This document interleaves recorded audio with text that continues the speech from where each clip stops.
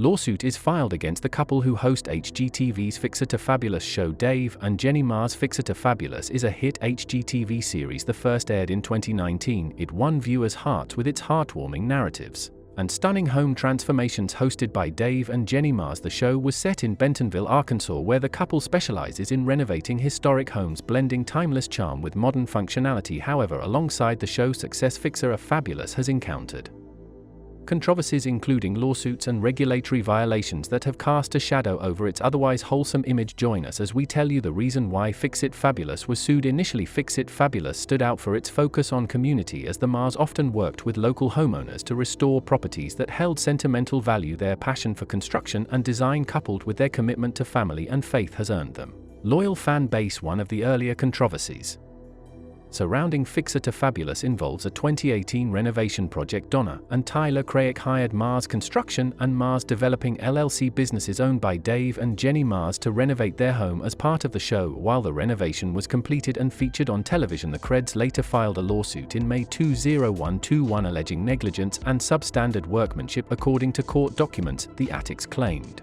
that the Ma's failed to meet professional construction standards, resulting in numerous issues. They pointed to faulty wiring, which posed potential fire hazards, plumbing defects, improperly installed appliances, and iron balconies that were structurally unsound. These defects, they alleged, rendered parts of their home unsafe and uninhabitable. Additionally, the lawsuit asserted that the Ma's lacked the proper Arkansas contractor's license at the time of the renovation. Legal requirements for such projects. They also accused the couple of failing to obtain necessary construction permits. Further complicating the situation, the Cranics sought $75,000 in damages to cover the cost of repairs and the inconvenience caused by the substandard work. The lawsuit was eventually dismissed in 2022 after the parties reached a settlement. While the details of the settlement remain confidential, the case brought attention to potential gaps in oversight and regulation for home renovation shows. In 2022, another legal challenge emerged for Dave and Jenny Ma's, this time involving a home built by their construction company. Matthew and Sarah McGrath purchased a home from Ma's Construction and Jupiter Rentals, both owned by Dave Ma's. Shortly after moving in, the McGraths began to notice several problems with the property, leading them to file a lawsuit. The McGraths alleged that the Ma's failed to complete promised upgrades and repairs. They claimed the home had numerous defects, including structural issues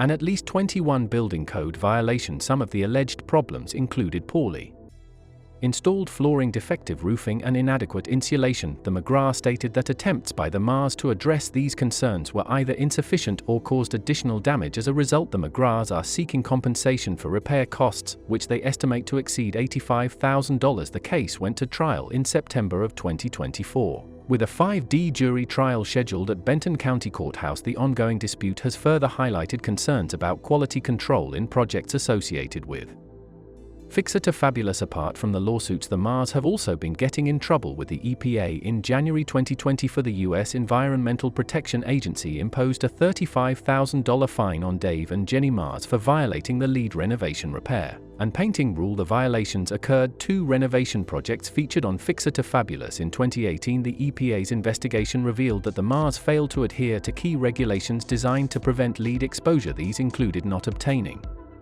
recertification before starting the projects, failing to assign a certified renovator to oversee the work, and not maintaining proper documentation to demonstrate compliance with lead-safe practices. Such lapses can have serious health implications, particularly for young children and pregnant women, who are most vulnerable to lead poisoning. As part of the settlement, the Ma's agreed to produce a public service announcement and launch a social media campaign to educate viewers about the dangers of lead-based paints and the importance of following safety protocols during renovations. While the couple's efforts to raise awareness were appreciated, the incident showed the risks associated with fast-paced renovation projects often undertaken for television. When a cast member leaves a successful show, it often raises questions about behind-the-scenes dynamics. This was the case when Chase Looney, lead carpenter on Fixer to Fabulous, unexpectedly quit in 2022 just as the show faced legal challenges. A beloved figure since its inception, Chase's craftsmanship and warm personality and made him a fan favorite. Reports suggested that Chase's departure was driven by personal reasons, primarily his divorce, which prompted him to prioritize family over the rigorous demands of television production. Balancing the intense schedule of a high-profile show with personal responsibilities became increasingly difficult, leading to his decision to step away. Chase's absence left a notable gap in the show's dynamic. Known for his exceptional skill and distinctive personality, he brought more than just technical expertise to the team. His camaraderie and on-screen presence added depth to the show's heartwarming appeal. His contributions were instrumental in creating a unique charm that resonated with viewers. While Dave and Jenny Mars have continued delivering remarkable renovations, longtime fans still feel a void left by Chase. In 2024, another member bid goodbye to the show. Joe Looney Chase, his father and a skilled carpenter who had been a recurring figure on the show in the season 5 finale. Joe announced his decision to leave Fixer, a fabulous, marking an emotional moment for both the cast and viewers. His departure was portrayed as a personal choice, aiming to focus on other endeavors and spend more time with family. Joe's exit was particularly poignant given the close-knit nature of the team and the father-son dynamic that had been a beloved aspect of the series. Fans expressed their admiration for Joe's contributions and wished him well in his future endeavors. Beyond his technical expertise, Joe's wisdom and humor added fun to the show, making his absence deeply felt. The departure of both Looney family members has prompted discussions about the evolving dynamics of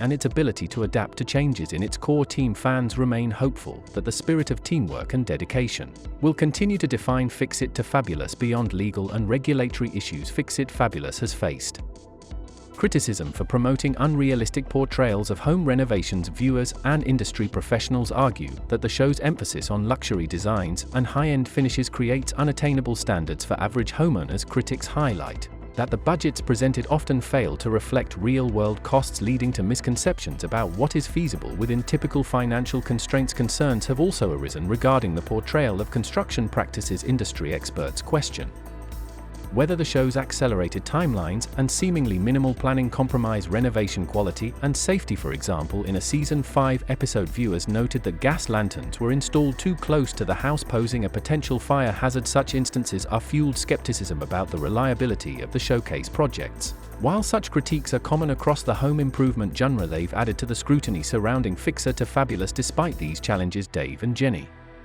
Mars have continued to focus on their mission of revitalizing historic homes and supporting their community. The couple has emphasized their commitment to transparency and improvement, addressing some of the controversies through public statements and corrective actions. They've also expanded their efforts beyond the show, engaging in philanthropic initiatives and advocating for adoption and orphan care. While the controversies have undoubtedly impacted their reputation, the Mars' dedication to their craft and values has helped them maintain a loyal following as the legal proceedings unfold and the couple implements changes to ensure compliance with regulations. The future of Fix It Fabulous will depend on their ability to balance entertainment with accountability through transparency, via adherence to regulations, and a renewed focus on quality. The Mars have the opportunity to rebuild trust and continue inspiring audiences with their passion for transforming homes and lives.